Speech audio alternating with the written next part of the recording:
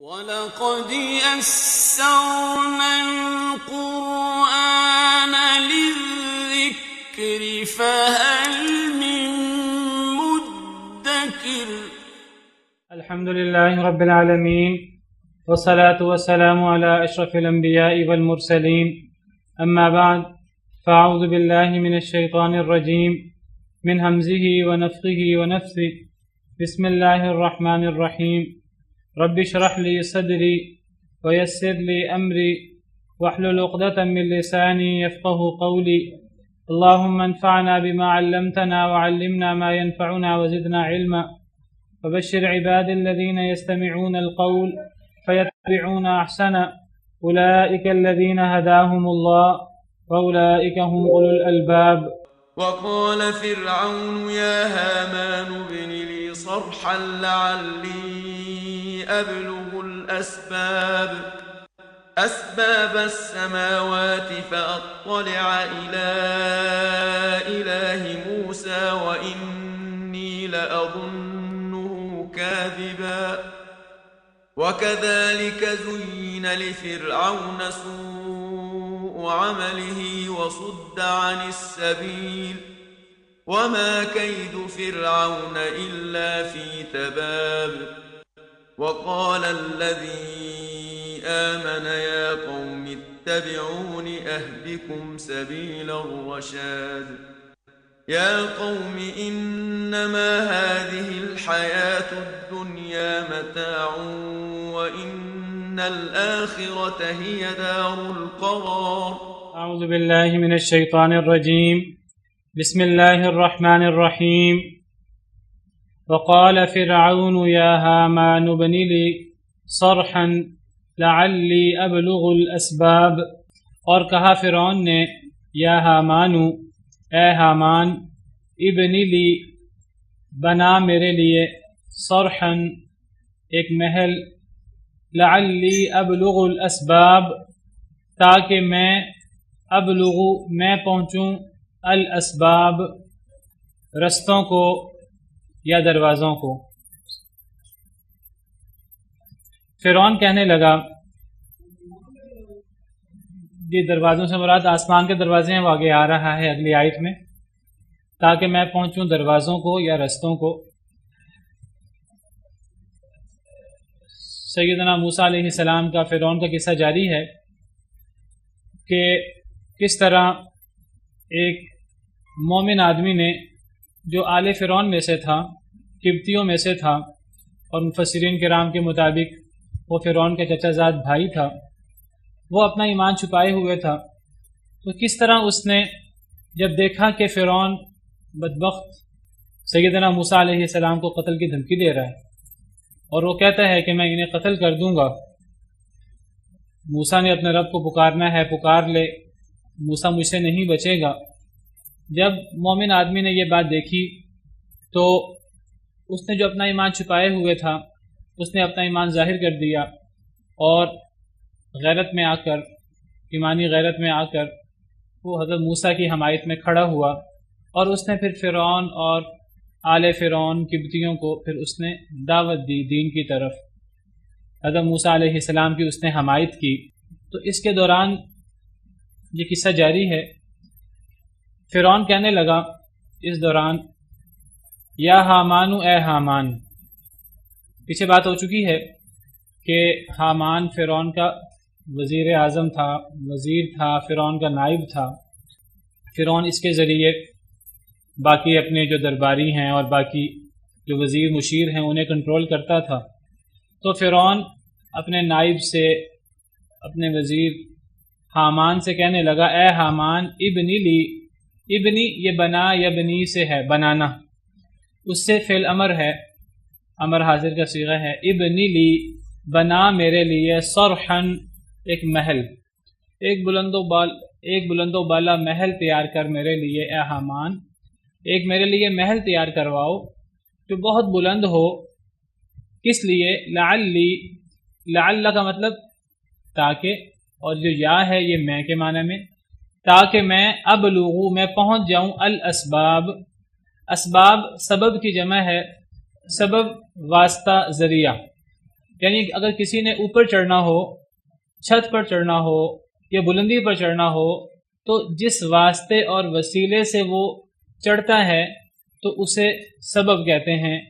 آپ اس کا معنی رستہ کر لیں یا آپ اس کا معنی دروازے کر لیں۔ جب ایک بندہ اوپر پہنچے گا تو دروازے سے اندر پہنچے گا۔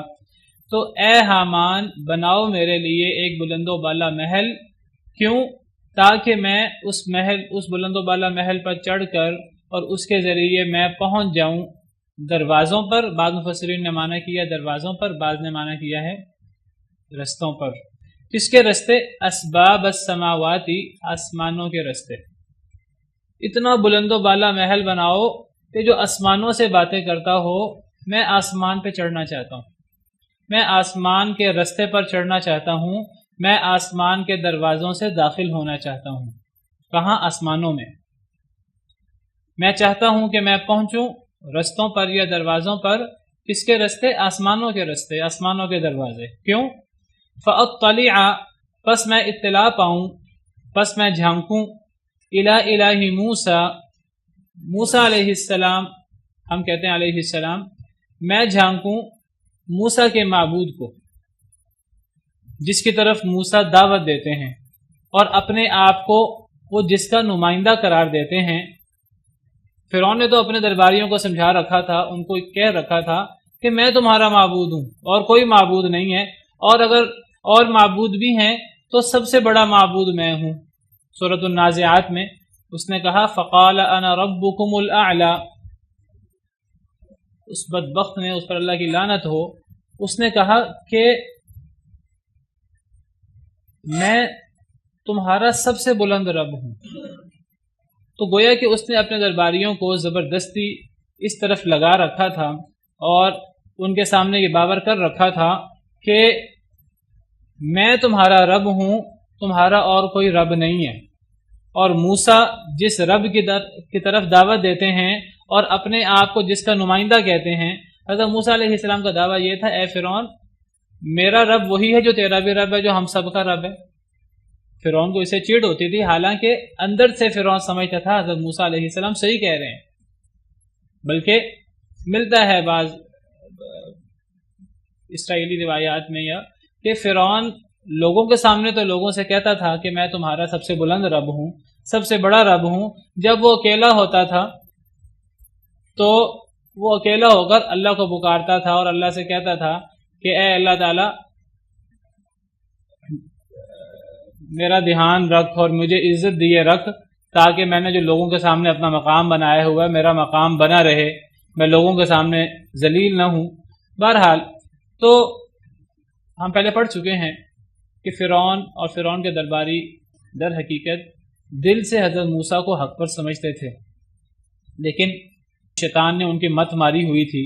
دنیاوی مفادات کے پیچھے لگ کر وہ یہی ظاہر کرتے تھے کہ حضرت موسیٰ علیہ السلام جھوٹے ہیں اور ان کا معبود جو وہ دعویٰ کر رہے ہیں اللہ رب العالمین کا کہ اللہ ہمارے بھی رب ہیں اور تمہارے بھی رب ہیں، فرعون اور فرعون کی آل کے بھی رب ہیں، تو فرعون نے اس کا انکار کیا، کہنے لگا کہ موسیٰ دعویٰ کرتے ہیں کہ میرا رب ہے جو سب کا رب ہے، میں اس رب کو نہیں مانتا،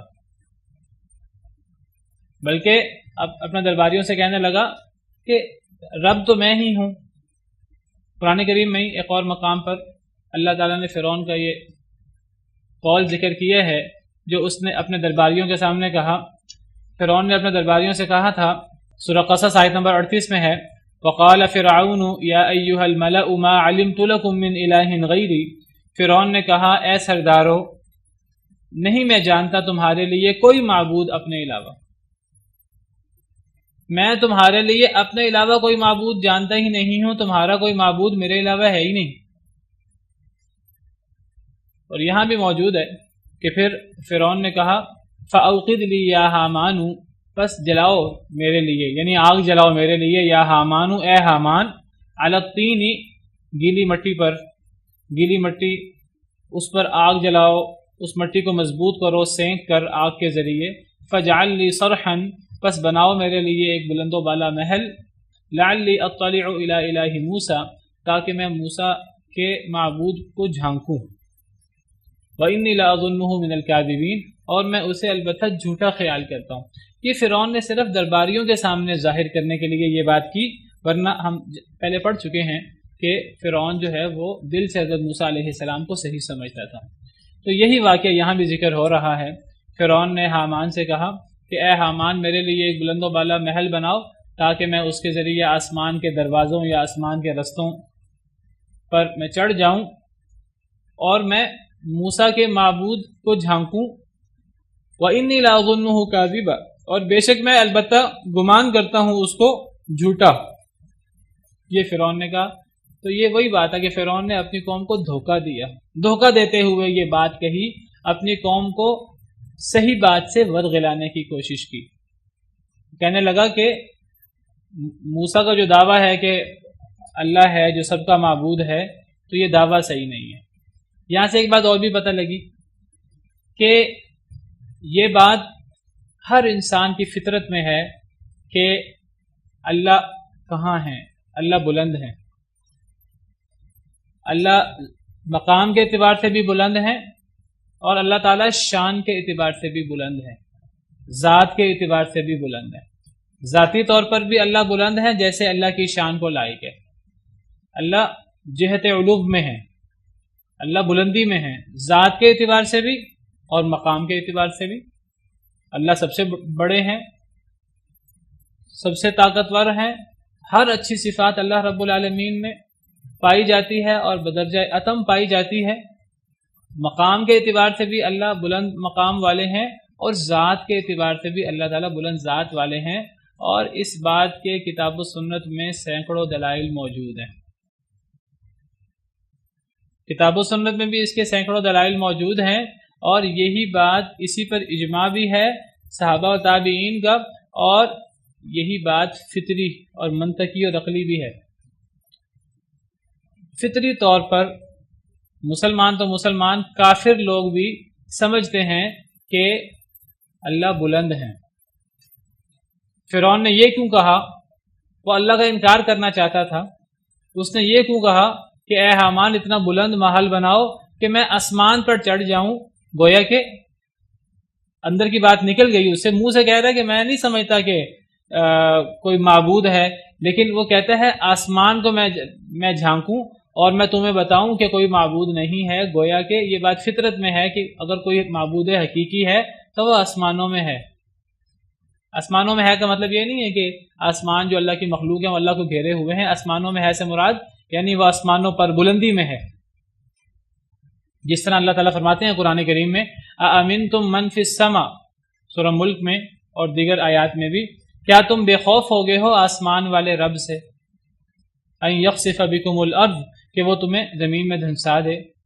ام امنتم من فی السماء، کیا تم بے خوف ہو گئے ہو اس رب سے جو آسمان میں ہے۔ پتہ لگا یہ چیز فطرت میں داخل ہے۔ اب فرعون اللہ کا انکار کرنا چاہتا ہے، اندر سے اس کو پتہ ہے کہ اللہ ہے، لیکن وہ اپنی قوم کو گمراہ کرنا چاہتا ہے، لیکن وہ بھی بات آسمان کی کر رہا ہے۔ یا تو یہ بات فطرت میں ہے اور وہ کہہ رہا ہے اے حامان بلند و بالا محل بناؤ، اتنا بلند کہ آسمانوں سے باتیں کرتا ہو، تو میں آسمان پہ چڑھ کر موسیٰ کے رب کو جھانکوں، میں تو موسیٰ کو جھوٹا خیال کرتا ہوں۔ یا پھر حضرت موسیٰ علیہ السلام نے جب فرعون کو دعوت دی تو حضرت موسیٰ علیہ السلام نے پھر فرعون کو بتایا تھا کہ اے موسیٰ، ہمارا رب اللہ ہے جو کہ آسمانوں میں ہے، جو کہ بلند ہے۔ کوئی ایک بات بھی ہو، یہ چیز فطرت میں ہو یا یہ بات موسیٰ علیہ السلام نے فرعون سے کہی ہو، دونوں صورتوں میں یہ بات ثابت ہوتی ہے کہ اللہ رب العالمین بلندی میں ہے۔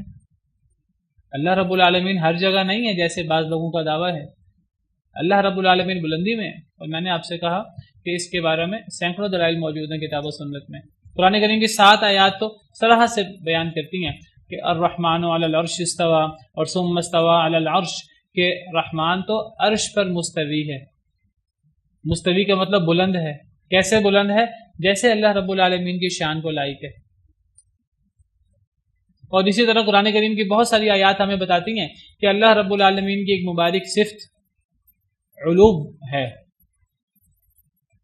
وَهُوَ الْعَلِيُّ الْعَظِيمُ۔ آیت الکرسی کے آخر میں اللہ تعالیٰ اپنا تعارف کرواتے ہیں کہ وَلَا يَئُودُهُ حِفْظُهُمَا، اللہ رب العالمین کو آسمان و زمین کی حفاظت تھکاتی نہیں ہے۔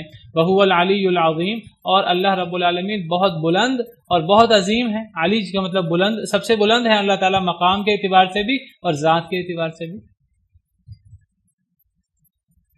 فالحکم للہ العلی الکبیر، اسی صورت میں سورہ مومن سورہ غافر میں ہم نے کچھ صفحات پہلے پڑھا.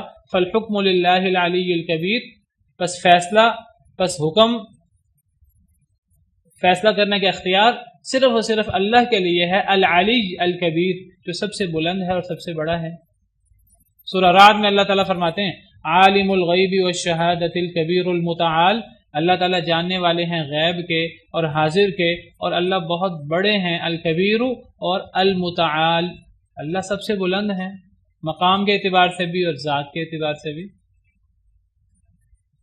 ہمیں حکم ہے سبح اسم ربک الاعلی، تسبیح بیان کرو اپنے رب کے بلند، اپنے بلند رب کے نام کی. الاعلی، جو سب سے بلند ہے. تسبیح کریں اے اللہ کے نبی صلی اللہ علیہ وسلم. نبی صلی اللہ علیہ وسلم کو خطاب ہے، آپ کے ذریعے پوری آپ کی امت کو خطاب ہے. تسبیح بیان کیجیے اپنے رب کے نام کی. کون رب؟ الاعلی، جو سب سے بلند ہے مقام کے اعتبار سے بھی اور ذات کے اعتبار سے بھی. ہم سجدے میں جاتے ہیں اللہ کے سامنے، اپنی عاجزی، اپنا ماتھا، اپنا ناک رگڑتے ہیں اور اپنی عاجزی بیان کرتے ہوئے ہم کہتے ہیں سبحان ربی الاعلی. اے اللہ ہم تو عاجز ہیں، ہم آپ کے سامنے اپنی پیشانی، اپنی جبین آپ کے سامنے جھکاتے ہیں، لیکن اے اللہ آپ سب سے بلند ہیں اور آپ ہر قسم کے عیب اور ہر قسم کے نقص سے اور ہر قسم کی ذلت سے پاک ہیں. آپ ہم اللہ کو الاعلی کہتے ہیں، سب سے بلند. اللہ کی طرف سے جو بھی آتی ہے قرآن کریم اس کے لیے نزول کا لفظ استعمال کرتا ہے. جو بھی چیز اللہ کی طرف سے آتی ہے وہی اللہ کی طرف سے آتی ہے. قرآن اللہ کی طرف سے آتا ہے، اللہ کے احکامات اللہ کی طرف سے آتے ہیں. قرآن کریم ان تمام کے لیے لفظ نزول استعمال کرتا ہے. انا انزلناہ قرآنا عربیا، ہم نے اس کو عربی قرآن کے طور پہ نازل فرمایا ہے. نازل کا مطلب نیچے اتارنا. جب اللہ نے اس کو نیچے اتارا ہے قرآن کو، تو اللہ بلند ہوئے تو اللہ نے نیچے اتارا. اللہ رب العالمین فرشتوں کو بھیجتے ہیں، فرشتے بھی آسمانوں میں ہیں، تو اللہ رب العالمین ان کے لیے بھی نزول کا لفظ استعمال کرتے ہیں جب اللہ فرشتوں کو بھیجتے ہیں. اللہ کی رحمتیں وہ بھی نازل ہوتی ہیں اوپر سے نیچے. تو جو چیز اللہ کی طرف سے آتی ہے وہ اوپر سے نیچے آتی ہے، اللہ کا کلام، اللہ کا قرآن.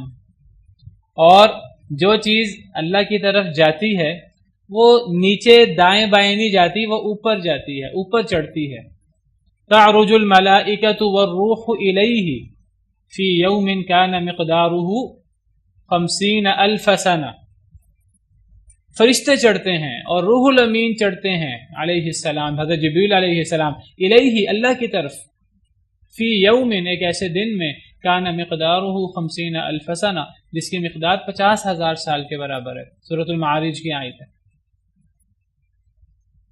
کوئی چیز اللہ کی طرف سے آئے تو وہ نیچے آتی ہے، کوئی چیز اللہ کی طرف جائے تو وہ دائیں بائیں نہیں جاتی، اوپر جاتی ہے. اللہ اوپر ہے، بلکہ اللہ رب العالمین نے فرمایا کہ میں تو ذی المعارج ہوں.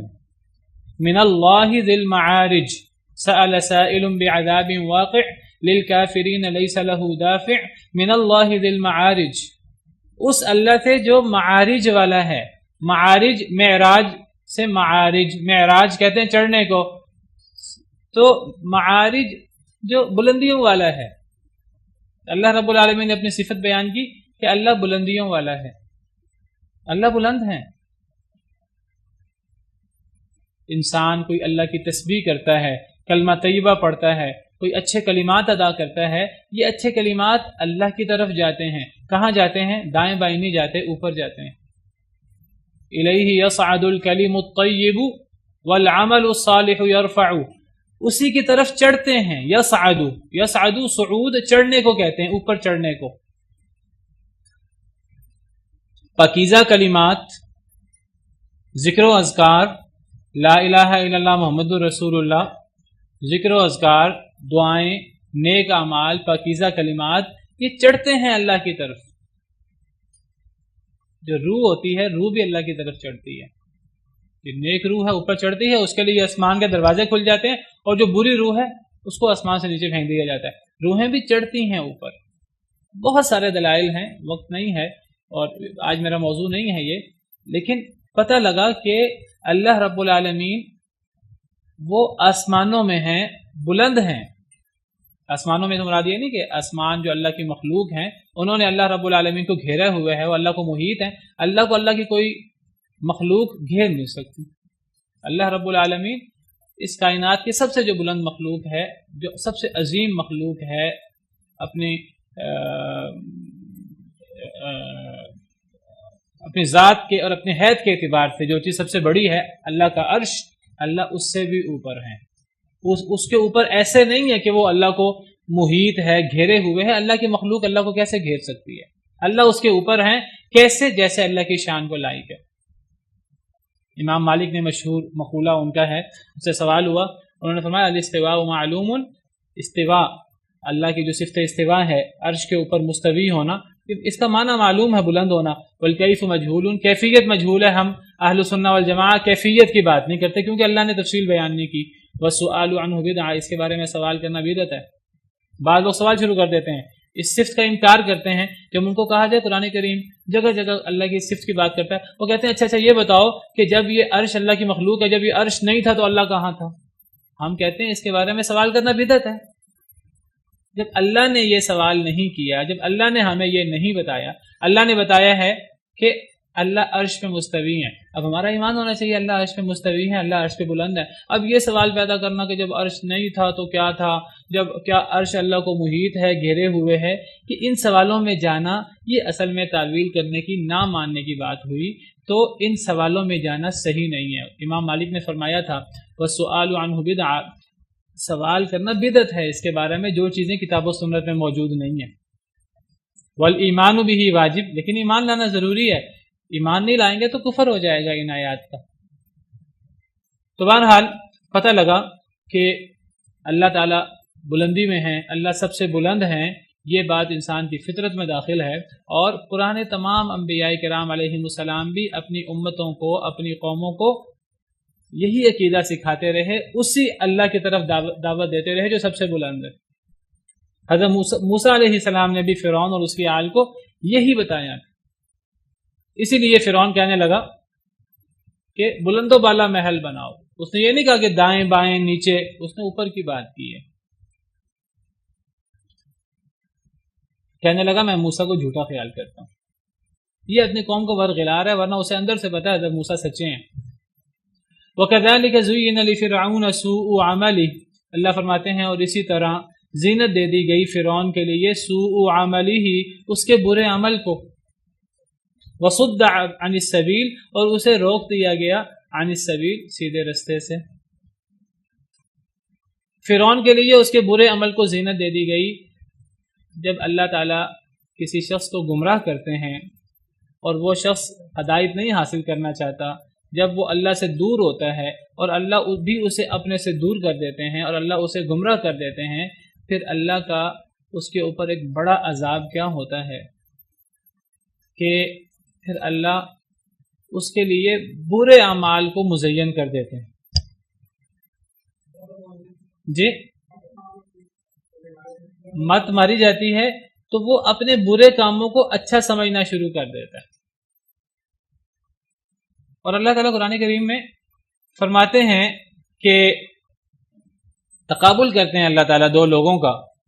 اللہ فرماتے ہیں ذرا مجھے بتاؤ، افمن زین لہ سوء عملہ فرآہ حسنا، سورہ فاطر آیت نمبر 7 اور 8۔ آیت نمبر 7 میں شروع میں اللہ تعالیٰ کافروں کی بات کر رہے ہیں اور آیت کے آخری حصے میں اللہ تعالیٰ نیک لوگوں کی بات کرتے ہیں۔ آیت نمبر 7 پہلے پڑھ لیتے ہیں۔ اللہ فرماتے ہیں الذین کفروا لہم عذاب شدید، کافر لوگ ان کے لیے سخت عذاب ہے۔ اور اللہ فرماتے ہیں والذین آمنوا وعملوا الصالحات لہم مغفرۃ واجر کبیر، اور جو ایمان لائے اور جنہوں نے نیک عمل کیے ان کے لیے مغفرت بھی ہے اور بہت بڑا اجر ہے۔ نیک لوگوں کی بات ہوئی، کافروں کے لیے سخت عذاب ہے اور نیک لوگوں کے لیے مغفرت بھی ہے اور بہت بڑا اجر بھی ہے۔ پھر اللہ تعالیٰ تقابل کرتے ہیں دو لوگوں کا۔ اللہ فرماتے ہیں افمن زین لہ سوء عملہ فرآہ حسنا، سوال کرتے ہیں اللہ تعالیٰ ذرا مجھے بتاؤ افمن زین لہ سوء عملہ، کیا پس وہ شخص جس کے لیے زینت دے دی گئی اس کا برا عمل، فرآہ حسنا، پس وہ اس کو اچھا خیال کر رہا ہے. ایک شخص یہ ہے. دوسرا شخص کون ہے؟ دوسرا شخص یہاں ذکر نہیں ہوا اس آیت میں، اس کا ذکر پچھلی آیت کے آخری حصے میں ہے. مومن شخص، نیک عمل کرنے والا شخص جس کے لیے مغفرت بھی ہے اور اجر کبیر بھی ہے، ہدایت یافتہ شخص. ایک سوال ہے، ایک تقابل ہے، تو تقابل دو لوگوں میں ہوتا ہے. تو گویا کہ اللہ تقابل کر رہے ہیں، سوال کر رہے ہیں. ایک وہ شخص ہے جس کے برے عمل کو اس کے لیے مزین کر دیا گیا، وہ اپنے برے عمل کو، کفر و شرک کو وہ اچھا خیال کر رہا ہے. ایک تو یہ شخص ہوا. دوسرا شخص وہ ہے جسے اللہ نے ہدایت دی ہو، جس کے دل کو اللہ نے اسلام کے لیے کھول دیا ہو، جو ایمان والا ہو، نیک عمل کرنے والا ہو، جس کا دنیا میں بھی اچھا مقام ہے، آخرت میں بھی مقام ہے. کیا یہ دونوں لوگ برابر ہو سکتے ہیں؟ ہرگز برابر نہیں ہو سکتے. یہ تقابل ہے گویا کہ دو لوگوں کا. تو ایک وقت آتا ہے جب کوئی شخص اللہ سے دور ہوتا رہتا ہے، اللہ سے دور ہوتا رہتا ہے، ہدایت آنے کے باوجود، علم کے باوجود، جب وہ حق کو نہیں مانتا، جب حق کا انکار کرتا ہے، پھر ایک وقت آتا ہے کہ اس کے لیے اس کے برے اعمال مزین کر کے پیش کر دیے جاتے ہیں، اور یہ گویا کہ اللہ کی ناراضگی کی انتہا ہوتی ہے. اللہ فرماتے ہیں کہ فرعون کے ساتھ بھی یہی ہوا. اسی طرح مزین کر دیا گیا فرعون کے لیے اس کے برے عمل کو. ابھی کتنا برا عمل تھا کہ وہ اللہ کے خلاف چیلنج کر رہا ہے، اور وہ کہتا ہے کہ میں اللہ کو جھانکنا چاہتا ہوں، میں تو جھوٹا سمجھتا ہوں. تو فرعون نے اتنی سرکشی کی، حضرت موسیٰ کی مخالفت کی، اللہ کا انکار کیا، حضرت موسیٰ کا انکار کیا، وحی کا انکار کیا، اتنی سرکشی کی کہ وہ جتنی سرکشی کیے جا رہا ہے، اللہ فرماتے ہیں اس کے برے عمل اس کی نظر میں اچھے بنا دیے گئے. وہ برے عملوں کو وہ مزید کرتا جا رہا ہے. تو ایک گناہ کے بعد دوسرا گناہ، ایک سرکشی کے بعد دوسری سرکشی وہ کرتے چلا جاتا جا رہا ہے، کہیں رک نہیں رہا. اور اس کی برائیاں اس کے لیے اچھائیاں بنا کر پیش کی جا رہی ہیں. وہ سمجھ رہا ہے کہ میں اچھا کام کر رہا ہوں. اسی طرح مزین کر دیا گیا فرعون کے لیے اس کے برے عمل کو. وصد عن السبیل، اور اسے راستے سے روک دیا گیا. ایک وقت آتا ہے جب کوئی شخص اللہ سے دور ہوتا رہتا ہے، اللہ اسے ہدایت کی توفیق دیتے رہتے ہیں، اللہ اس کے سامنے حق واضح کرتے رہتے ہیں، اور اختیار ہے انسان کے پاس. انسان چاہے اسے قبول کرے اور جنتوں کا حقدار بنے، چاہے انسان اس حق کو ٹھکرا دے اور اللہ کی جہنموں کا مستحق بنے والے یعوذ باللہ. جب ایک انسان حق واضح ہونے کے باوجود حق نہ مانے، جیسے ہم نے پڑھا فرعون حق کو جانتا تھا، دل سے اسے یقین تھا، جب حق واضح ہونے کے بعد وہ حق کو نہ مانے، پھر ایک وقت آتا ہے کہ پھر اللہ اسے راہ حق سے ہٹا دیتے ہیں، پھر اللہ اس پر مہر لگا دیتے ہیں.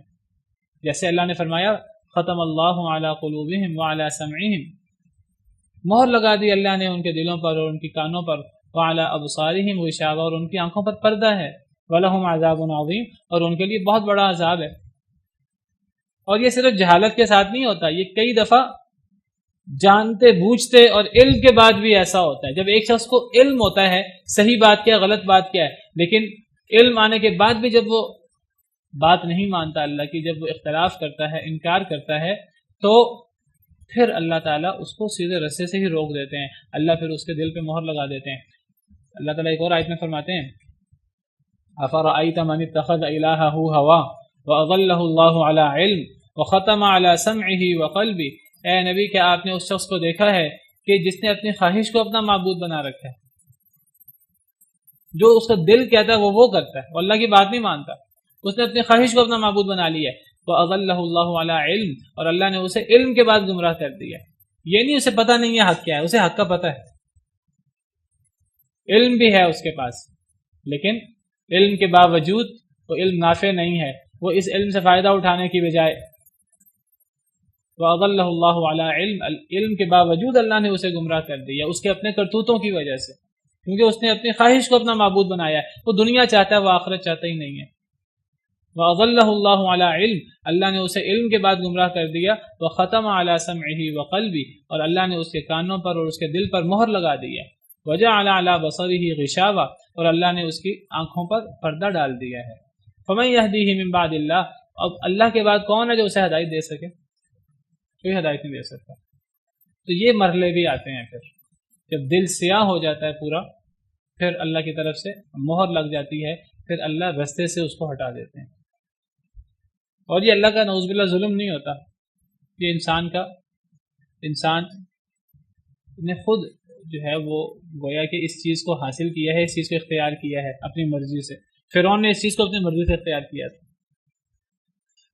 اسے روک دیا گیا سیدھے رستے سے۔ وما کید فرعون الا فی تباب، اور نہیں تھی چال فرعون کی الا فی تباب، مگر ہلاکت میں۔ فرعون نے جو چالیں چلی وہ اس کی ہلاکت میں ہی گئیں، وہ اس کی نقصان میں ہی گئیں، اس کی چالوں کا فائدہ نہیں ہوا۔ پیچھے بھی ہم نے پڑھا وما کید الکافرین الا فی ضلال، کہ کافر جو چال چلتے ہیں وہ ان کی چال گمراہی میں جاتی ہے، بے فائدہ اور بے سود فضول ہوتی ہے۔ یہاں اللہ فرماتے ہیں فرعون نے جو چال بھی چلی، کتنا اقتدار والا تھا، کتنا مال والا تھا، اور سارے جو اس کے کارندے اور ہزاروں اس کے ماتحت لوگ، لیکن فرعون نے جتنی چالیں چلی اس کی چالیں ہلاکت میں گئی، نقصان میں ہی گئی، الٹی گئی۔ اللہ تعالیٰ کا یہ اصول ہے۔ اللہ فرماتے ہیں وَلَا يَحِيقُ الْمَكْرُ السَّيِّئُ إِلَّا بِأَهْلِهِ، جو بندہ بھی برا مکر کرتا ہے، برا مکر کرنے والے کے اوپر ہی پڑتا ہے۔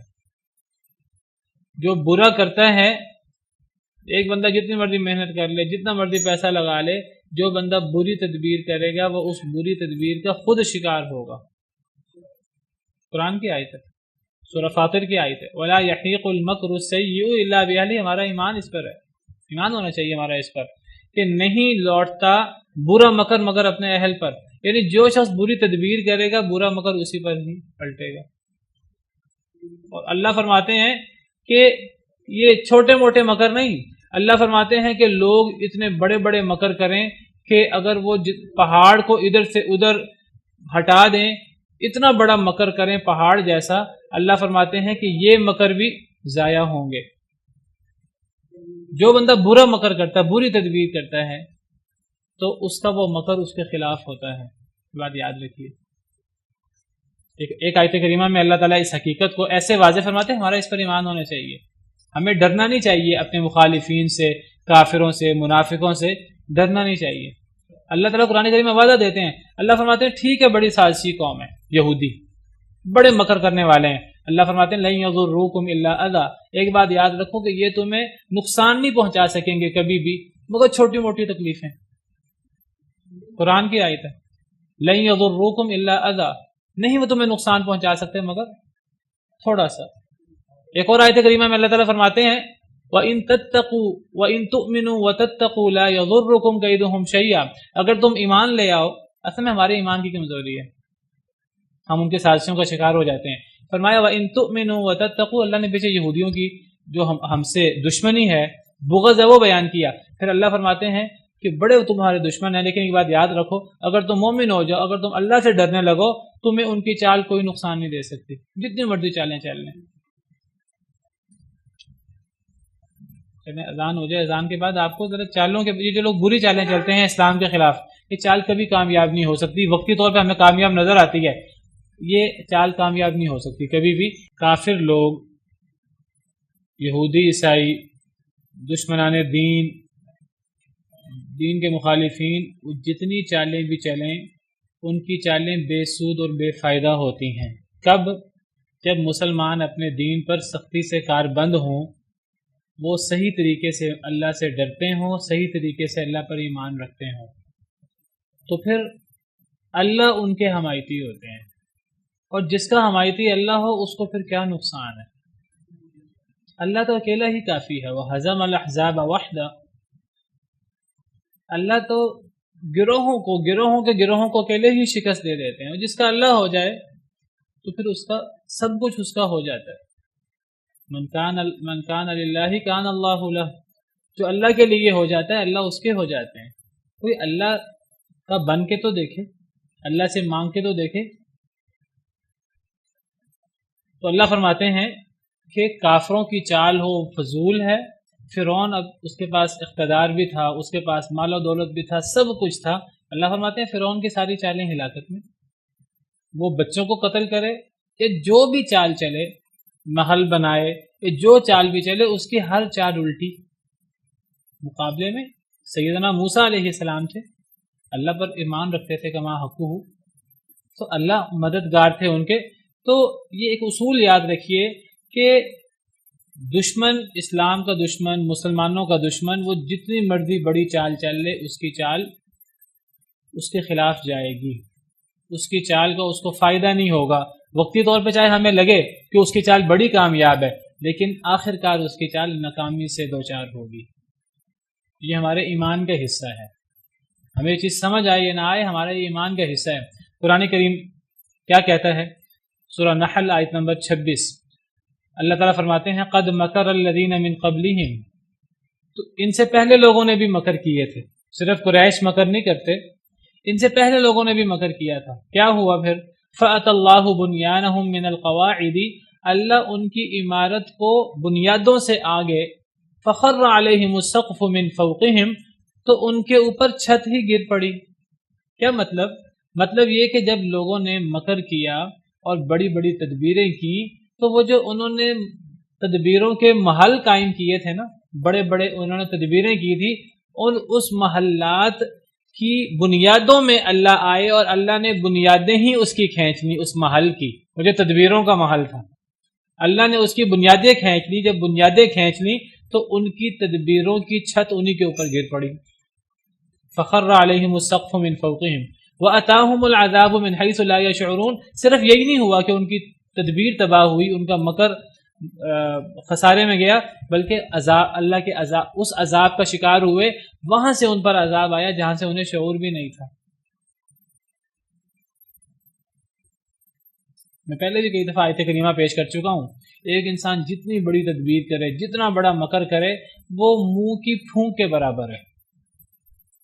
اور اللہ کے نور کو، یہ جو اتنا بڑا نور ہے، اس نور کو کافر لوگ منہ کی پھونک سے بجھانے کی کوشش کرتے ہیں۔ اللہ فرماتے ہیں یریدون لیطفئوا نور اللہ بافواہہم، یہ چاہتے ہیں کہ اللہ کے نور کو اپنے منہوں سے بجھائیں، پھونکوں سے بجھائیں۔ واللہ متم نوری، اللہ نے اپنے نور کو مکمل کرنا ہی کرنا ہے، یہ تو اللہ نے ذمہ داری لی ہے۔ ولو کرہ الکافرون، اگرچہ کافر ناپسند ہی کیوں نہ کریں۔ جی یہ مراد اللہ کا دین، اسلام، اور دین غالب ہوگا ہی ہوگا۔ یہ کافر اسلام کے خلاف جتنی چالیں چلتے رہیں، یہ دین اللہ کا ہے اور اللہ نے اپنے دین کو غالب کرنا ہی کرنا ہے۔ مسلمان کریں پھر بھی، نہیں کریں پھر بھی، یہ تو جو اللہ کے دین کی مدد کرتا ہے، یہ اس کا کوئی احسان نہیں ہے، یہ تو اللہ کا اس پر احسان ہے کہ اللہ نے اسے اپنے دین کے لیے چن لیا ہے، ورنہ اللہ نے تو اپنے دین کو غالب کرنا ہی کرنا ہے، کوئی کرے یا کوئی نہ کرے۔ اگر تم نہیں کرو گے تو کیا اللہ نہیں کریں گے؟ الا تنصروہ فقد نصرہ اللہ، اگر تم مدد نہیں کرو گے، اگر تم نے اس کی مدد نہیں کی تو اللہ نے تو مدد کی اس کی، اپنے نبی کی۔ پہلے بھی آیت پیش کر چکا ہوں، کل پرسوں بھی، ان الذین کفروا ينفقون اموالهم لیصدوا عن سبیل اللہ۔ ہم کئی دفعہ دیکھتے ہیں کہ کافر لوگ جو ہیں وہ اپنے مکر اور اپنی تدبیروں کے لیے کیا کرتے ہیں کہ وہ بڑے بڑے مال خرچ کرتے ہیں،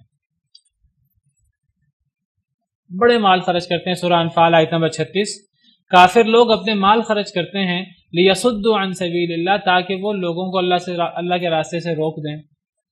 اللہ فرماتے ہیں کہ یہ سلسلہ ہمیشہ سے چلا آ رہا ہے، ہمیشہ سے کافر لوگ اپنے مال اور اپنی صلاحیتیں دین اسلام کے خلاف، اللہ کے دین کے خلاف، اللہ کے نبیوں کے خلاف لگاتے رہے ہیں، اللہ کے راستے کے خلاف لگاتے رہے ہیں۔ اللہ فرماتے ہیں فَسَيُنْفِقُونَهَا، یہ بھی ان قریب اپنے مال خرچ کرتے رہیں گے۔ قریش مکہ نہیں، یہ قیامت تک آنے والے ان کے وارث جو قریش مکہ کے ہیں، اور یہ خرچ کرتے رہیں گے اپنے مال۔ ثُمَّ تَكُونُ عَلَيْهِمْ حَسْرَةً، لیکن یہ خرچ کرنا ان پر حسرت بن جائے گا، کیونکہ فائدہ کوئی نہیں ہوگا۔ جتنے مال خرچ کریں گے تدبیر انہی کے خلاف جائے گی۔ ثم تکون علیہم حسرتاً، یہ مال خرچ کرنا حسرت بن جائے گا، کیونکہ وہ لاکھوں کروڑوں اربوں خربوں خرچ کر لیں گے، فائدہ نہیں ہوگا، حسرت ہوگی کہ ہم نے اتنا مال خرچ کیا، فائدہ نہیں ہو رہا۔ اور پھر ہوگا کیا؟ ثم یغلبون، پھر مغلوب بھی یہی ہوں گے، ہار بھی انہی کے نصیب میں ہے، کیونکہ اللہ کے بالمقابل یہ تدبیریں کر رہے ہیں۔ والذین کفروا الی جہنم یحشرون، یہ تو دنیا کی بات ہے، اور کافر لوگ جہنم کی طرف اکٹھے کیے جائیں گے آخرت میں، پھر ان کے لیے دائمی عذاب ہے۔ تو یہ اللہ کے وعدے ہیں، ہمیں ان اللہ کے وعدوں پر یقین ہونا چاہیے۔ یہ اللہ کے وعدے صرف نبیوں کے ساتھ نہیں ہیں، اللہ کے وعدے یہ نبیوں، ایمان والوں سب کے ساتھ ہیں، بس شرط یہ ہے وَأَنْتُمُ الْأَعْلَوْنَ إِن كُنتُم مُؤْمِنِينَ، تم ہی غالب ہوگے اگر تم مومن ہو۔ تو اگر ایمان ہو، اگر تقوی ہو، تو یہ پوری دنیا مسلمانوں کے خلاف ہو جائے، کچھ نہیں کر سکتے۔ فرعون کی چال نہیں ہے مگر ہلاکت میں، جتنے مرضی اس کا وسائل ہوں، حضرت موسیٰ کے ساتھ کوئی نہ ہو، اللہ ان کے ساتھ تھے۔ فرعون کی ہر چال ہلاکت میں گئی، فضول گئی۔ وقال الذي آمن يا قوم اتبعوني اهدكم سبيل الرشاد، کہنے لگا وہ اور کہا اس شخص نے جو ایمان لایا تھا، یا قومی، اے میری قوم، اتبعونی، پیروی کرو میری، اہدکم سبیل الرشاد، میں تمہاری رہنمائی کروں گا، میں تمہیں راہ دکھلاؤں گا، سبیل الرشاد، نیکی کے رستے کی، رشد کے رستے کی، میں تمہیں بھلائی کے رستے کی رہنمائی کروں گا۔ فرعون بدبخت نے گمراہ کیا اپنی قوم کو۔ فرعون کہنے لگا کہ موسیٰ کی دعوت صحیح نہیں ہے، میں تمہیں صحیح بتا رہا ہوں۔ پیچھے ہم نے پڑھا کہ فرعون نے کہا قال فرعون ما اریکم الا ما ارى وما اهدیکم الا سبیل الرشاد، فرعون نے کہا کہ میں تمہیں وہی دکھاؤں گا جو میں خود دیکھتا ہوں، وما اهدیکم الا سبیل الرشاد، فرعون نے کہا میں تمہیں سیدھا رستہ دکھا رہا ہوں۔ مومن شخص کہتا ہے کہ فرعون جھوٹ بولتا ہے، غلط کہتا ہے۔ دیکھیے جب وہ حق کے اعلان پر آیا پھر اس نے کوئی پرواہ نہیں کی، وہ کہتا ہے فرعون غلط کہتا ہے کہ میں تمہیں سیدھا رستہ دکھاتا ہوں۔ اے میری قوم، فرعون تمہیں غلط رستہ دکھا رہا ہے، سیدھا رستہ وہ ہے جو میں تمہیں بتاؤں گا، سیدھا رستہ وہ ہے جو حضرت موسیٰ علیہ السلام تمہیں بتاتے ہیں، میں حضرت موسیٰ کی تائید کرتے ہوئے تمہیں سیدھا رستہ بتاتا ہوں۔ فرعون کا رستہ سیدھا نہیں ہے، سیدھا رستہ کیا ہے؟ مومن شخص نے کہا اے میری قوم میری پیروی کرو، میں تمہیں سیدھا رستہ دکھاتا ہوں۔ فرعون غلط بات کر رہا ہے، اس نے فرعون کے منہ پر فرعون کی تردید کی، فرعون ہی سیدھا رستہ دکھائے گا، میں تمہیں سیدھا رستہ دکھاؤں گا۔ وہ کون سا رستہ؟ وہی حضرت موسیٰ والا۔ وہ کیا ہے؟ یا قوم انما هذه الحیات الدنیا متاع، اے میری قوم سوائے اس کے کہ نہیں، هذه الحیات الدنیا متاع، یہ دنیاوی زندگی، یہ قریبی زندگی، متاع فائدہ ہے، عارضی فائدہ، تھوڑا فائدہ، چند دن کا فائدہ۔ اے میری قوم، یہ دنیا کی جتنے فوائد ہیں، دنیا میں جتنی نعمتیں ہیں، ایک انسان دنیا میں مال اس کے پاس ہو ہر قسم کا، اس کے پاس اقتدار ہو، وہ جتنے مرضی عہدوں پر پہنچ جائے، جتنی مرضی نعمتیں اکٹھی کر لے، دنیا جہاں کی نعمتیں اس کے پاس ہوں، تو یہ دنیا کی زندگی تو ایک متاع ہے۔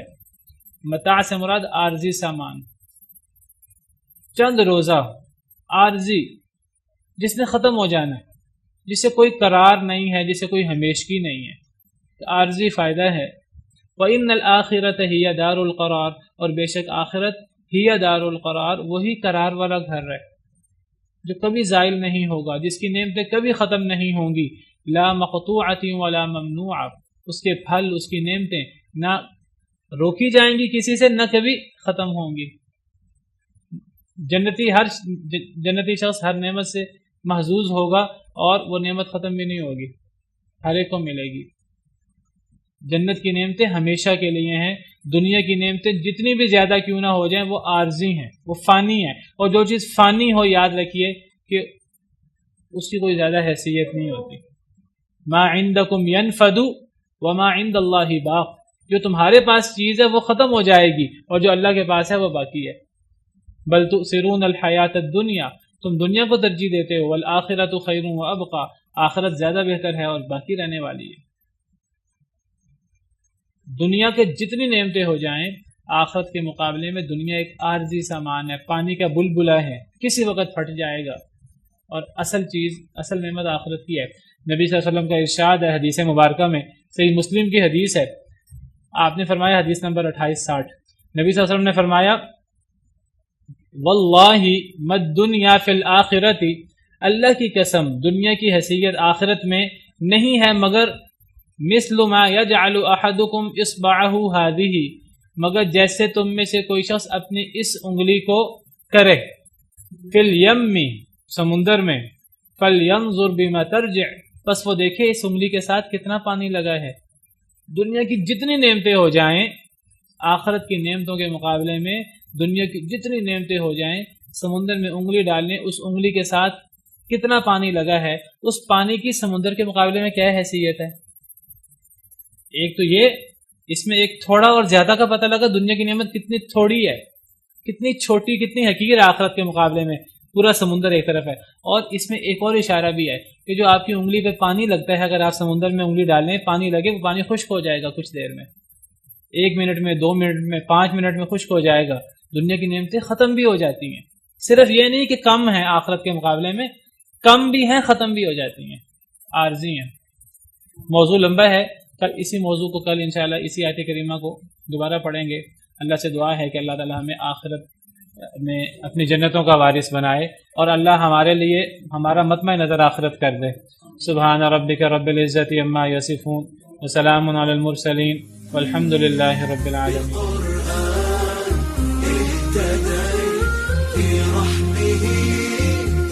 الحياة شوقا